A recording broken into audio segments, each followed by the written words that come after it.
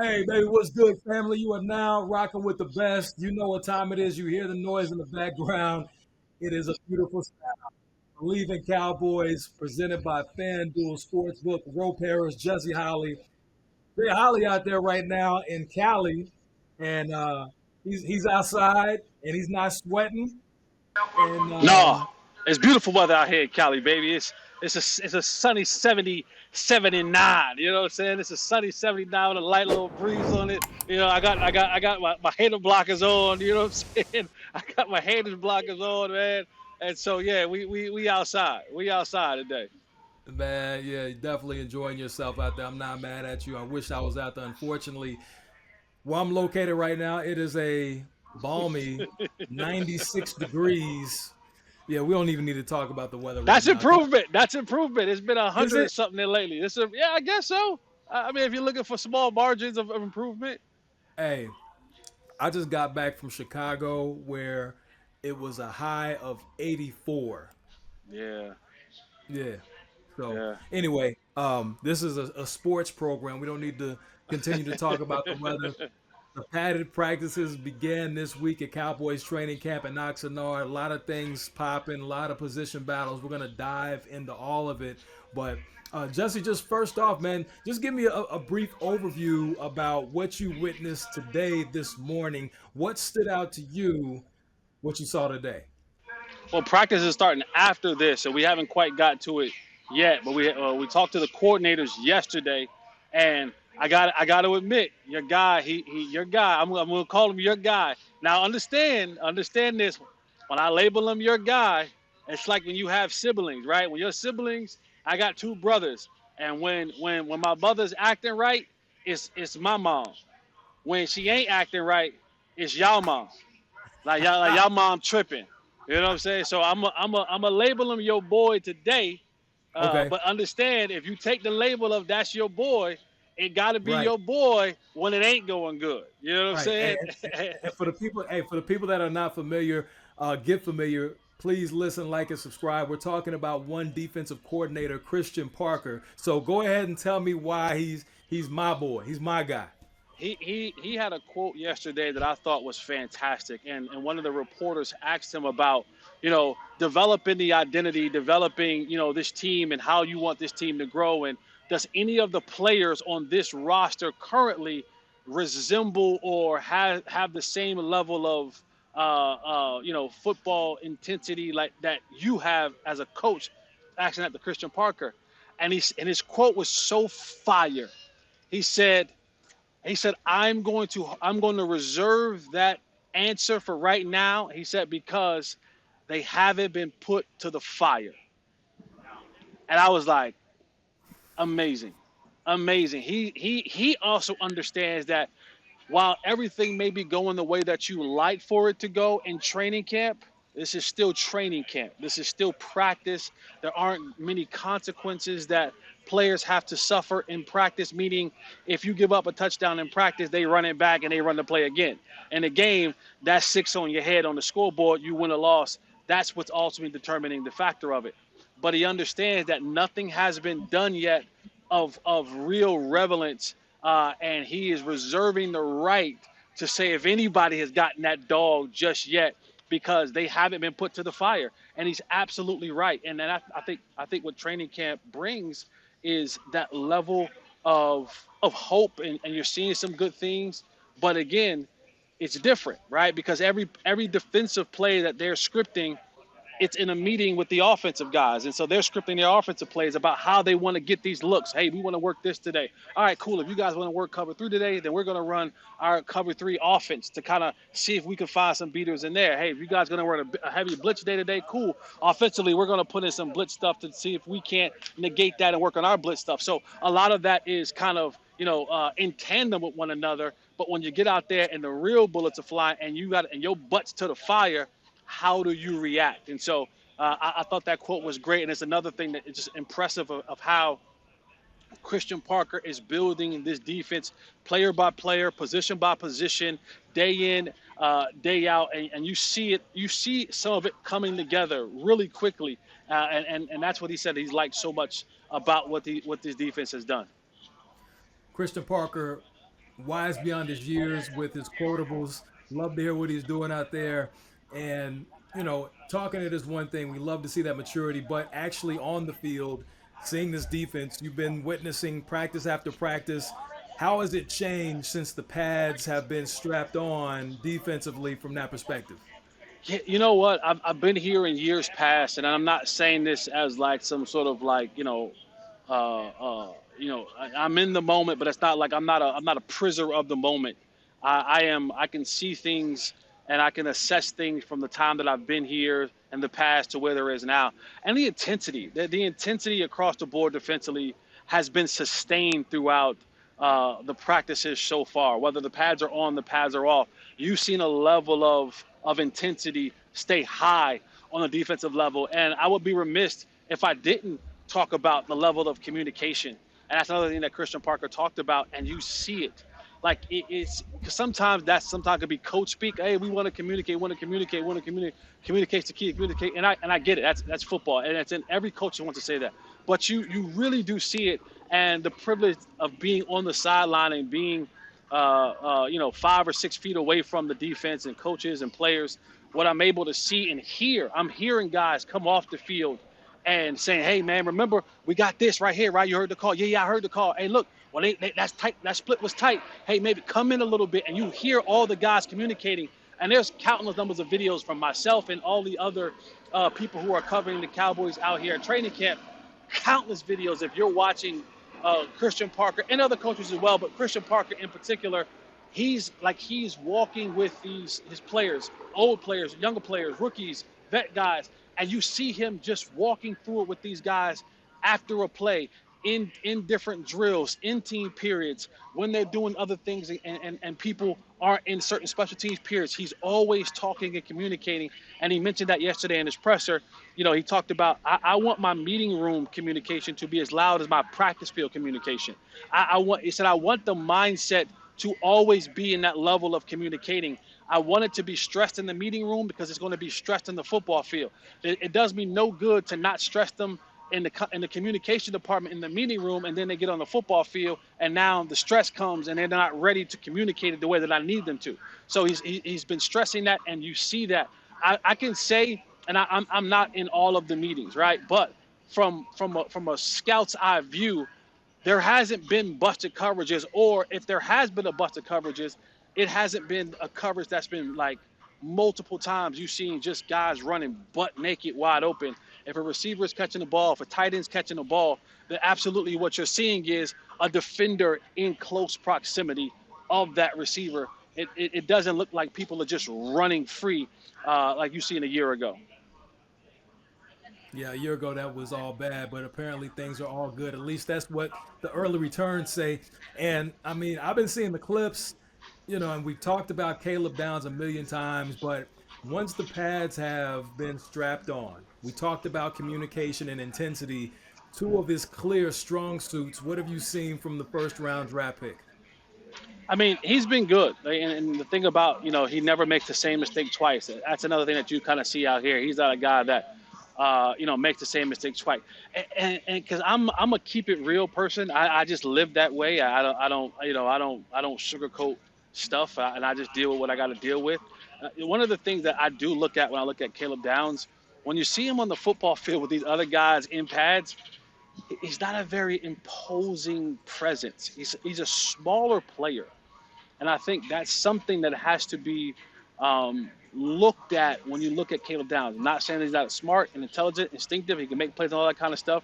You just look at his size and you're like, man, this is not a really big guy. And so I will be keeping a close eye, especially as we get into these preseason games. He probably won't play in the preseason games, but when we get into these joint practices, seeing how he fares against other receivers that may have a little bit more size to him, or more even twitchy guys in the slot, because Caleb Downs, while his superpower is his knowledge, his ability to diagnose, he's a little bit small in stature, and you I saw him at combine, but it's different when you see a person at combine and then you see him standing next to Kenny Clark and Overshown and other guys. You're like, oh, this guy's not as big as you think he is, but nonetheless, it's not about the size of the dog, right? It's about the size of the fight in the dog, and I That think dog Caleb has a lot of, right in the uh, dog.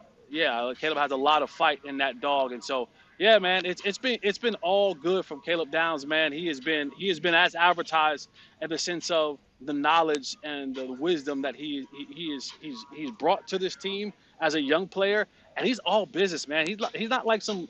I'm not calling other guys goofy, but he's not like some goofy ha ha ha jokester. I'm doing all these different dances and I want to do all this other stuff for the fans. Nah, like I will say that about this rookie class. At least two of these rookies that are making a significant impact, Jay Barham and Caleb Downs.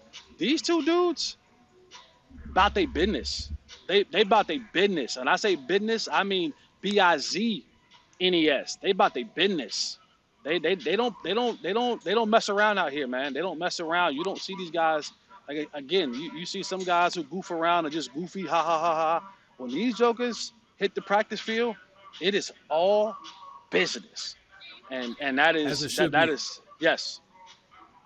Hey, and I remember you saying that after you had your first interaction with the rookies a couple of months ago, and you pretty much echoed the same thing. Talking about stature, I think about a safety like Bob Sanders. Obviously, he was a little bit, he was built a little bit different. He was kind of like more like a tree stump, but Yeah. he was still a smaller player that made impactful plays. We'll see what Caleb Downs is able to do as training camp goes on as we get into the preseason and regular season. You mentioned joint practices.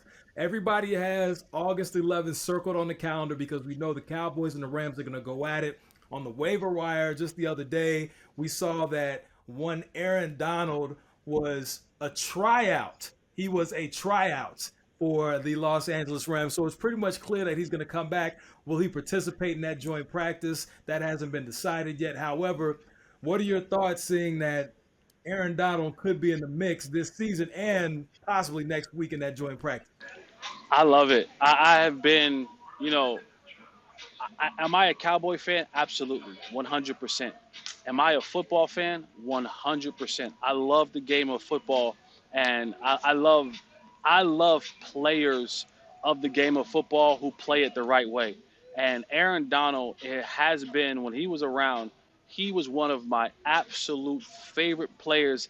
This is a pause moment, right? It's like pause. Like I used to call them like my favorite players. I would call them my MCM. What they call it, the Man Crush Monday, but like my MCM for like football players. It's Hey, still Fred. It's yo! Yeah, it's a little bit of a pause. It's a little bit of a pause, but it's Fred Warner and it was Aaron Donald when he played, and so to get Aaron Donald back in the game from a football perspective, it's amazing because of just the greatness that Aaron Donald brings. And Aaron Donald, who was a guy who was very content when he walked away, that if he comes back and plays the game of football, he's going to come back and play it at a very high level, barring any injury from being out of the game for almost 2 years. But yeah, everyone around here laughed about that because they said that, Aaron Donald, in order for him to use a helmet from the Rams, that they had to put him down there. You think Aaron Donald ain't got no helmet at the crib?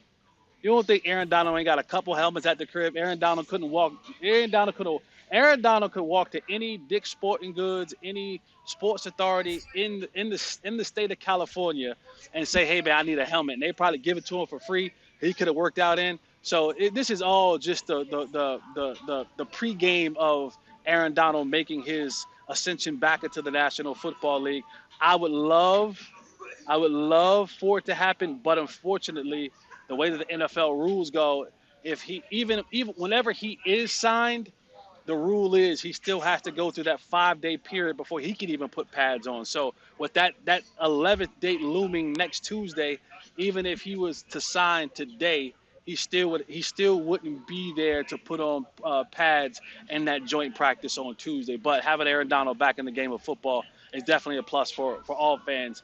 You just don't want him to have to play your team. Yeah. And we're talking about the Cowboys. It is Bleav in Cowboys, all presented by FanDuel Sportsbook. Jesse Holly, Roe Parrish, thank you for listening, liking, and subscribing. I mean, the Rams play the Cowboys later on in the season, but we'll get to that when it's time to get to that. So, defensive line in the trenches, we know that's what pays the bills. That's what wins you games. Going to that battle at left tackle, man, what have you seen and what's the update? Who has that position on lock from your perspective? Just keeping it a buck, man. It's been Tyler Guyton even and this is the part where you and I are close in age, and we grew up in a culture where, as a younger person, you couldn't say that adults were liars or lying. You had to say they were telling a story or they were fibbing. And so I don't want to call Coach Schottenheimer a liar. I'll just say he was told us a little bit of a fib because all offseason he was saying this is going to be a competition at left tackle. It's going to be a competition, and he came out before training camp was like, they're going to take turns, and it's going to be Guyton for 4 or 5 days, and it's going to be Nate Thomas for 4 or 5 days, and then he got to training camp after 4 or 5 days. We like, hey, we ain't seen those. Which he's like, yeah, about that. Yeah, football's fluid, things change, and so we're not gonna do that. It's gonna be Tyler Guyton right now. And he just said earlier in his presser, he was like, I got to let you guys know, I didn't say that Tyler Guyton was the starter for this team. He just said that right now we're not doing the whole competition thing. We're flexing guys in and out, and he wants to see how Nate Thomas does it. Yeah, whatever. It is Tyler Guyton's job. Now, I say all that to say Tyler Guyton in the last padded practice, he left practice. I should say he didn't leave practice. Let me take that back. He did not leave practice. He didn't do team portion of practice because he had a sore elbow. Coach said earlier that he'll be back out there today, so we'll be monitoring the sore elbow. But that has long been an issue for Tyler Guyton is, coaches and coaching staffs, both this one and the previous regime, have wanted Tyler Guyton to go out there and perform. A lot of times in training camp, he has showed up injured, which allowed other guys to come in, set him behind, and now he's chasing the ghost of trying to stay healthy and trying to stay, ahead of the game. So we'll see how this elbow goes. I know Tuesday is looming. I know Tuesday is looming. I don't want God to start talking about, I got a boo boo. I might not be able to go out there because Miles Garrett's in them out there. I'm not saying that he is. I'm just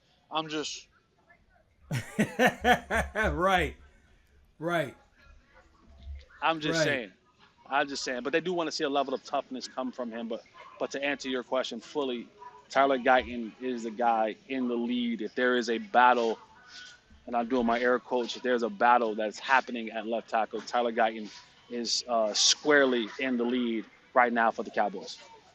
Now it is Bleav in Cowboys. Jesse Holly at training camp right now in Oxnard. Now there are position battles all over the field. There's a number of them that we pointed out. Not necessarily a position battle, but DeMarvion Overshone is given the opportunity to play at that Mike linebacker, inside linebacker position. And from what I've seen, he's been laying hats. What's your assessment on seeing him adapt to that new position? He's adapting. He is adapting, and he has some splash plays. Of course, he had the boomstick that he put on Hunter Lipke, which was a really good play that they had in the red zone. But he's still figuring things out. He's still, taller of linebacker, not as heavy as the other linebackers, probably around somewhere around 235. And so he's a little bit light in the pants a little bit. He's very strong, very athletic. He's learning. There's a difference between where he's used to playing, that will linebacker, that kind of off a little bit, where he's just now free to run and hit, to where now you kind of have to take on the action and then be able to shed and then get back into the action. So that part he's still learning, and he's realizing really that, hey, that middle linebacker is a key point, that the offensive line, they understand that we have to go to that second level and get those guys blocked. And now he's dealing with those 330-pound, 20-pound, 315-pound dudes. It's a little bit different than dealing with tight ends on that kind of that weak side linebacker position that he was playing. So he's learning. Again, another one of those guys. He'll be limited today. Had some what they're calling lower leg soreness. They're not specifically saying where. They're just saying some soreness in the lower portion of the body. He missed team period. Today's Wednesday. Today's Thursday. He missed team period on Tuesday, and he'll be limited in how they want to use him today. But he's learning. He's learning. He's adjusting. He's making some plays. He's still overshown. So when he gets a chance to run, as they say, run, hit, talk, he's getting some chances to do that. And so, but again, he's still learning. This linebacker room is still a room that is not defined yet. It's a work in process. Work in progress. Everything is a work in process. Now I'm saying what you're Now saying. I Everything got you. right. Right, right. And now everything is definitely a work in progress, especially the two gentlemen that you see on screen as we Bleav in Cowboys, presented by FanDuel Sportsbook. Almost time to get out of here, man, because I know you got to get ready to get to this practice. So just tell me who is one player that has stood out to you that we haven't necessarily spoken about yet that you've seen? I'll give you two, and they both play the cornerback position. Kobe Durant, Savon Rebel. Those two dudes have been amazing.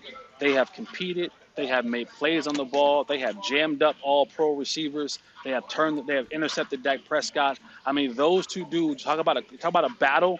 If there's a cornerback battle that these two dudes are I mean, they're in there. They're in there and they're fighting tooth and nail. And so Kobe Durant and Rebel and Bland, they're kind of mixing those three guys up in that first team unit. But man, no one is back down yet. Between those two dudes, Kobe Durant understands I'm a veteran. I know I'm here in a 1 year deal.